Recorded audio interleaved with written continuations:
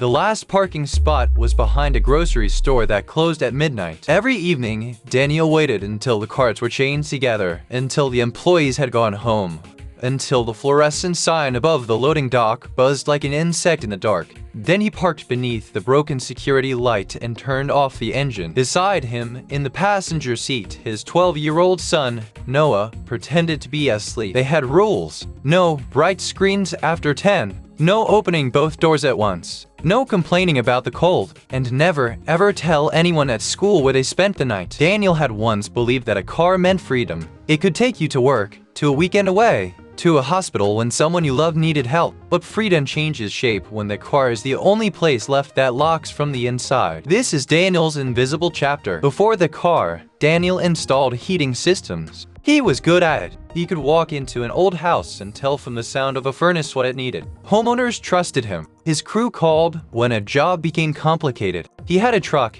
a steady paycheck, and an apartment with a small window facing a baseball field. Then came the injury. It was not a dramatic fall. No news report. No one else even saw it happen. He twisted his back lifting a compressor that should have been carried by 2 people. At first he said he would be fine. Men like Daniel are trained to say that. He finished the shift, drove home, and slept on the floor because the bed hurt too much. The doctor said rest. The company said they needed someone who could climb ladders. The insurance paperwork said many things without saying yes. Days became weeks. Weeks became appointments, prescriptions, calls placed on hold, and envelopes that Daniel learned to recognize by their shape before he opened them. Noah's mother lived in another state. Daniel did not tell her how bad things had become. Pride can sound like protection when you are afraid of losing the last thing you have. At first, he covered rent with savings. Then he sold the truck. Then he took delivery jobs that paid less than gas cost. His back hurt. His phone was disconnected for 3 days. He borrowed from a friend, then stopped answering when that friend called. The eviction notice came on a Tuesday. Noah was at school. Daniel sat on the apartment stairs and read every line twice. The paper did not mention the nights he had worked overtime. It did not mention the baseball field, or Noah's homework at the kitchen table, or the blanket Daniel had bought at a thrift store because Noah said it looked like the sky. It only said that payment was overdue. When the door finally closed behind them, Daniel packed as if they were going on a trip. 2 bags, 1 duffel, Noah's backpack, the sky blanket. He told his son they would stay in the car for a few nights until he figured things out. Noah nodded because children can hear the fear adults are trying to hide. The first night, Daniel drove for hours. He did not know where people slept in cars. Nobody teaches you the map. He tried a church parking lot, then a gas station, then a quiet street near an industrial park. At every place, he imagined a knock on the window. Eventually, he found the grocery store. The last parking spot became a kind of address. The 24-hour laundromat across the road had a bathroom. The bus station had outlets. The public library had air conditioning and computers. Daniel created a daily route, not because it made life normal, but because a schedule was easier to carry than panic. Every morning, he drove Noah to school early. They used the school gym to change clothes. Daniel waited until Noah disappeared through the doors before he leaned forward against the steering wheel and let himself breathe. He applied for jobs from the library. Most applications asked for an address. Some asked for references. One asked whether he could lift 50 pounds. Daniel stared at that question so long the computer signed him out. He did not think of himself as homeless. Not at first. He thought of himself as temporarily parked. But temporary is a dangerous word. It can stretch for months while you keep believing tomorrow will repair what today could not. One evening, Noah came home from school quieter than usual. He had a permission slip for a science camp. The cost was small by ordinary standards. For Daniel, it was a week of gas and food. Daniel said they would see. Noah looked through the windshield at the dark grocery store. Then he asked, very softly, "Dad, when we get a real place, can I invite someone over?" Daniel had fixed heating systems in houses bigger than the apartment they lost. He had replaced broken parts that other people could not see. But he did not know how to answer his son's question. So he told the truth. He said, "I don't know when, but I am working on it." That night, Daniel did not sleep. The next morning, a librarian named MS. Alvarez noticed him standing too long beside the jobs board. She had seen him before, noticed the careful way he printed resumes. the way he always checked the clock before Noah's school ended. She did not ask where he lived. She said, "There is a workforce counselor here on Thursdays. He knows trades." It was a small sentence. It did not solve anything, but it opened a door that Daniel had stopped looking for. The counselor's name was Leon. He read Daniel's work history and did not speak to him with pity. He asked about certifications. He asked about the kind of equipment Daniel had repaired. He asked what physical limitations he had now. Daniel expected disappointment. Instead, Leon said, "You still know the work? We need to find the part of it your body can do." They found a maintenance dispatch position with a housing nonprofit. The pay was lower. The work was mostly phones, scheduling, and ordering parts.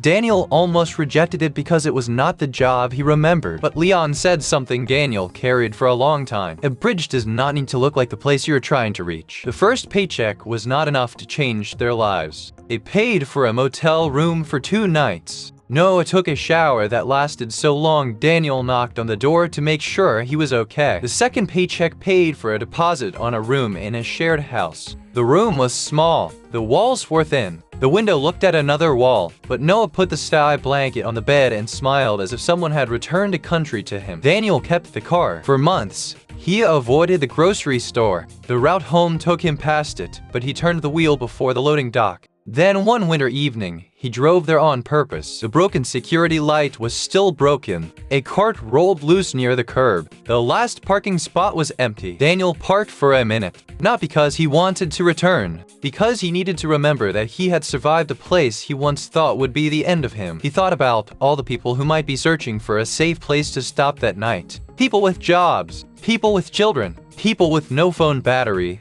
no address for a form, no one to call without feeling ashamed. Homelessness is not always visible. Sometimes it is a clean shirt changed in a school bathroom. Sometimes it is a family arriving early because they need somewhere warm. Sometimes it is a car in the last parking spot after midnight. Daniel did not become more worthy when he found a room. He was worthy while he was sleeping in the car. Noah was worthy before anyone knew where they lived. Their story mattered before it became easier to tell. If you pass a parked car at night, you may see nothing unusual. A windshield, a dark interior, a person waiting for morning. But every life has chapters no one can see, and no chapter should be the last one. There were details Daniel learned to plan for that nobody ever calls an emergency. Condensation on the windows, a parking patrol that changed shifts at 4 in the morning, the weight of a backpack when it carried every paper that proved a person existed, the smell of damp towels that could not be dried before nightfall. He kept a notebook in the glove compartment. On one page, he wrote places with clean bathrooms. On another, he wrote places where the staff did not look at them too closely. There was a community center that opened at 6. There was a diner where 1 cup of coffee bought them 2 hours of warmth. There was a small park with a drinking fountain that still worked after the weather turned cold. The notebook was not a plan for a future. It was a plan for getting through Tuesday. Daniel became an expert at making scarcity look ordinary. He knew which grocery items could be eaten without a kitchen. He kept paper towels under the passenger seats. He put Noah's school clothes in a garment bag so they would not wrinkle. When they went to the laundromat, Daniel fed quarters into the dryer one at a time and counted the minutes like a man watching a clock at a hospital. No one ever complained about the system. That frightened Daniel more than anger would have. Children are supposed to demand things. They are supposed to be careless with their hunger and loud about their disappointments. But Noah began to say, "It is okay," before Daniel had even apologized. One Friday afternoon, the school called. Noah had fallen asleep during a reading period. The teacher was kind. She said he was bright, polite, and probably just tired. Daniel said he would make sure it did not happen again. Then he sat in the car outside the school for 10 minutes with both hands on the wheel. He did not cry. That is not because he was stronger than anyone else. It is because crying felt expensive. It took energy, privacy, and a safe place to come apart. Daniel had none of those things that day. Instead, he started the engine and drove to the library. At the library, a child could be quiet without anyone asking why. A father could sit beside a computer for hours without paying for a meal. The building had soft carpet, wide windows, and a rule that everyone deserved a chair. Daniel came to love that rule. He loved the plain decency of it. He searched for jobs until the words on the screen stopped meaning anything. Facilities coordinator, customer service representative, inventory assistant. Each listing seemed to describe a person who could stand longer, sleep better, smile faster, and arrive from a home with a mailbox. Sometimes he began an application and closed it when it asked for his current address. Sometimes he used the address of the apartment they had lost, then deleted it because the lie made him feel smaller. Sometimes he typed the grocery store's zip code into his search box and stared at it.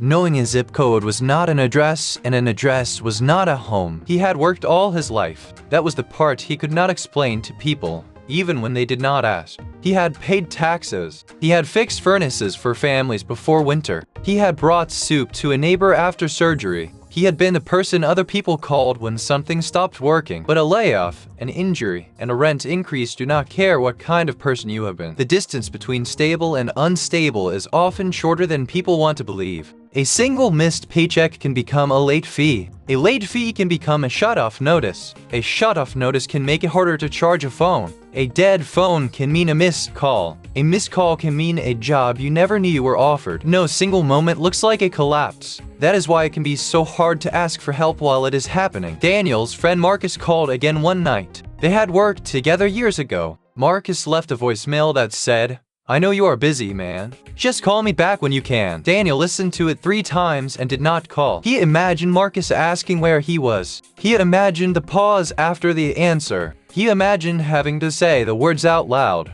"I am sleeping in my car with my son." The sentence felt like a door he could not bring himself to open. Pride is often blamed for keeping people alone. But pride is not always vanity. Sometimes it is grief wearing a hard face. Sometimes it is the last scrap of identity a person is trying to protect. On the coldest night of that month, Noah woke up shivering. Daniel gave him his own coat and turned the engine on for 5 minutes. He watched the fuel gauge fall, then turned it off again. The heater made a soft click as it died. "Are we going to be okay?" Noah asked. Daniel looked at the dark ceiling of the car. He wanted to give the kind of answer fathers give in movies. The kind that arrives without doubt. Instead, he said, "We are going to keep moving." Noah was quiet for a moment. Then he said, "Okay." That one word gave Daniel something to hold on to. The following week, Ms. Alvarez asked Noah if he wanted to help shelve books after school. It was not a job. It was not charity in the way Daniel feared charity might look. It was simply a small responsibility with a name tag and a place to be. Noah learned where the mysteries went. He learned to straighten a crooked row without being asked. At closing, Ms. Alvarez sometimes packed an extra banana into a paper bag and left it near the staff room door. She never announced it. Noah never had to say thank you in front of anyone. Small acts of respect can be more useful than grand gestures. They give a person room to stay themselves. Daniel noticed a flyer beside the library printer. Free legal clinic, eviction records, benefit appeals, employment rights. He almost walked past it. Forms had already taken so much from him. Forms made him explain pain in boxes and prove hunger with numbers. But he took a picture of the flyer and, 2 days later, called the number from a bench outside the building. The volunteer on the phone did not promise a miracle. She explained which documents to gather. She told him how to appeal an insurance denial. She gave him the name of a clinic that treated injuries without requiring payment upfront. For the first time in months, Daniel had a list that did not begin with the word cannot. His back did not suddenly get better. Recovery was slower than the story people want to hear. There were mornings when simply bending to tie his shoe made him dizzy. There were weeks when the calls did not lead anywhere. There were nights when the grocery store security guard drove by twice and Daniel could not sleep after that. But progress rarely arrives as a rescue. More often, it arrives as one appointment kept, one call returned, one person who says, "Try this number." Leon understood that. At their second meeting, he asked Daniel what he missed most about field work. Daniel said, "Knowing I can solve a problem." Leon nodded. "Then do not let a job title tell you what you are capable of." He helped Daniel rewrite his resume, not as a record of what his injury had taken, but as evidence of what he knew. Scheduling, diagnosing systems over the phone, reading equipment reports, coordinating vendors, training new staff, managing angry customers without making them feel foolish. Daniel had done all of those things. He had just never thought they counted. The first interview was at a property management company. Daniel wore his cleanest shirt in the library bathroom. He put on a tie he had not worn since Noah's school picture day. The interview lasted 20 minutes. At the end, the manager asked, "Can you start at 7 every morning?" Daniel said yes. Then the manager asked, "Do you have reliable transportation?" Daniel almost laughed. The car behind the grocery store was the most reliable thing he owned. "Yes," he said again. He did not get that job. The company chose someone with more office experience. Daniel drove back to the grocery store with the tie still around his neck. He wanted to throw it on the floor. He wanted to tell Noah that trying was for people with room to fail. Instead, he folded the tie and placed it in a duffel bag. The next day, he applied again. This is the part of hardship that does not fit into headlines. The repetition, the same form, the same question, the same polite rejection. The same morning when you have to decide whether disappointment is evidence that you should stop or simply evidence that you are still in the middle. Noah had a science project that spring. He needed to build a small model showing how heat moved through different materials. Daniel smiled when he saw the assignment. For an hour at a library table, he was not a man in crisis. He was an expert again. He explained insulation. He explained why metal carried cold faster than wood. He showed Noah how to make a chart from cardboard and colored tape. "You know a lot about this," Noah said. Daniel looked down at the project. "I used to do it every day." "Maybe you still do," Noah said. Children sometimes return a person to themselves with a sentence they do not know is important. The maintenance dispatch job came after that. A housing nonprofit needed someone who understood urgent repairs but could work from a desk. Boilers breaking in winter. Water heaters failing in apartment buildings. Tenants calling because their homes were too cold or too hot or too wet. Daniel knew those calls. He knew that behind every maintenance ticket was a person trying to make it through the night. On his first day, the supervisor handed him a headset and a list of emergency vendors. Daniel put it on carefully. His hands shook, not from cold this time, but from the fear of beginning again. The first call came from an elderly tenant whose heat had stopped. Daniel listened to the noise through the phone. He asked 3 questions. Then he told the vendor exactly what part to bring. The supervisor looked over from across the room. "How did you know that?" Daniel shrugged. "You can hear it in the way it starts." For the first time in months, someone needed something that he could provide. That did not erase the parking lot. It did not erase the debt. It did not make Noah's missed sleep disappear. But it changed the direction of the next day. When the first paycheck arrived, Daniel bought Noah a hot meal at the diner near the bus station. Not a shared order, 2 full plates. Noah studied the menu for a long time and then ordered pancakes at dinner because he could. Daniel watched him pour syrup in a slow circle and felt something inside him loosen. They still slept in the car that night. The last parking spot was still there. But for a few minutes, the future had a taste. The room in the shared house came later. Before Daniel could sign the agreement, the landlord asked for a deposit, a background check, and proof of income. Daniel had to ask Leon for help with the deposit. He hated doing it. Leon did not make the moment heavy. He said, "You are not asking for permission to deserve a room. You are using a bridge." Daniel signed the papers with a pen that barely worked. The key was small, silver, and ordinary. He held it for a long time before putting it in his pocket. The room had no furniture except a narrow bed and a lamp. Noah walked in, put down his backpack, and opened the window. Traffic moved below. A dog barked somewhere nearby. There was nothing beautiful about the view, but they could close the door. That first night indoors, Noah left the bedside lamp on. Daniel did not tell him to turn it off. They had spent too long listening for headlights, footsteps, and knocks on glass. "Let there be light," he thought. Weeks later, Noah invited one friend over to work on a school project. Daniel made sandwiches and pretended not to notice how carefully Noah showed his friend the room. The sky blanket was folded at the end of the bed. The friend did not ask questions. The boys laughed at something on a laptop. Daniel stood in the hallway for a moment and let the sound reach him. It was not the life he had planned. It was not even a life that looked impressive from the outside. But it was a room with a door, a light, and a child who could laugh without whispering. That was enough to begin with. Later, Daniel called Marcus back. He did not give a long explanation. He only said, "I had a rough few months." Marcus was quiet for a second. Then he said, "I wish you had called." Daniel looked at the key on the table. "I know," he said. Asking for help did not rewrite the past. It did not remove the shame he still felt when he drove near the grocery store, but it made the future less solitary. There are thousands of last parking spots in every city, behind stores, beside warehouses, at the edge of lots where nobody looks unless they are searching for a place to sleep. The people in them are not a single kind of person. They are workers, students, Parents, caregivers, veterans, neighbors. Some have jobs. Some have degrees. Some have a phone full of unanswered messages because they cannot bear to explain what happened. Their lives are not a warning about bad choices. They are a reminder of how fragile a safety net can be and how much dignity depends on things most people never have to name. A key, a mailing address, a place to shower, a room where a child can sleep. Daniel's story is fictional, but the invisible chapter is real for many people. If you are living through one now, your current address is not your identity. The car, the shelter, the borrowed couch, the room you cannot yet afford.